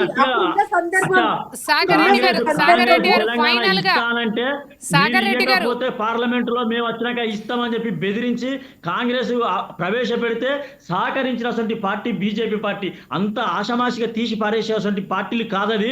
మీరు అనవసరంగా బీజేపీ నవ్వొస్తానికి ఆస్కారం లేదు. మేమేమంటున్నాం అంటే, మీరు చేసిన పాపానికి పనికి మాలిన పాపాత్మలను తీసుకొచ్చి పక్కన పెట్టుకున్నారు కాబట్టి పార్టీ పతనం అయిపోయింది. మీరు పతనం అయిపోతే కూడా బాధపడడం కూడా మేమే. ఉద్యమ స్ఫూర్తిని ఉనికి లేకుండా చేసినటువంటి పార్టీ మీరు కేవలం అవినీతి సామ్రాజ్యాలను పెంచిపోయించిన పార్టీగా బాధపడుతున్నాం. రజితారెడ్డి గారికి ఛాన్స్ ఇద్దాం. రజితారెడ్డి గారు చాలా క్విక్ గా కంక్లూడ్ చేయండి. ఏం చెప్తున్నారు మీరు? అదే పెద్ద పెద్ద స్కాములు, కుంభకోణాలు, భూదందాలు చేసిన వాళ్ళు బీజేపీలో చేరంగానే వాషింగ్ పౌడర్ నిర్మా కాలేదండి. కూడా రద్దు చేసి, వాళ్ళ పాపాలన్నీ రద్దు చేసి, వాళ్ళ జైలు జీవితాలు రద్దు చేసి, వాళ్ళ కేసులు కొట్టేసి వాళ్ళని వాషింగ్ పౌడర్ నిర్మా చేసిందే బీజేపీ పార్టీ. బీజేపీ నీతులు తెలంగాణలో వల్లిస్తుంటే తెలంగాణ రాష్ట్ర ప్రజలు ఎన్నటికీ కూడా బీజేపీని ఆస్వాదించడానికి సిద్ధంగా ఉన్నారు. బీజేపీని గాని ఇటు కాంగ్రెస్ ను గాని ఏ నాటికి కూడా తెలంగాణ ప్రజలు నమ్మరనేది ఇక ఈ రోజు మరొకసారి రుజువైంది. ఒకటే చెప్తున్నా, అధికారంలో ఉన్న కాంగ్రెస్ ప్రజలు యావత్ తెలంగాణ సమాజం వ్యతిరేకత చూపిస్తుంది కాంగ్రెస్ మీద అని అంటే, మరి కాంగ్రెస్ ప్రభుత్వం చేస్తున్న అరాచకాలకు శివకుమార్ గారు శివకుమార్ గారికి ఛాన్స్ ఇద్దాం. శివకుమార్ గారు ఫైనల్ గా క్విక్ గా 10 seconds లో ఫైనల్ కంక్లూడ్ చేయండి. శివకుమార్ గారు ఆడియో రావడం లేదు. సో కాబట్టి ఈరోజు డిబేట్లో పార్టిసిపేట్ చేసినందుకు నా ప్రత్యేక ధన్యవాదాలు రజితారెడ్డి గారికి, సాగర్ రెడ్డి గారికి, అలాగే శివకుమార్ గారికి తెలియజేసుకుంటున్నాను. ఏదైతే కాళేశ్వరం ప్రాజెక్ట్ ఉందో ఇది నీటిని ఎత్తి రాష్ట్రాన్ని నిలబెట్టే అతి పెద్ద ప్రాజెక్ట్.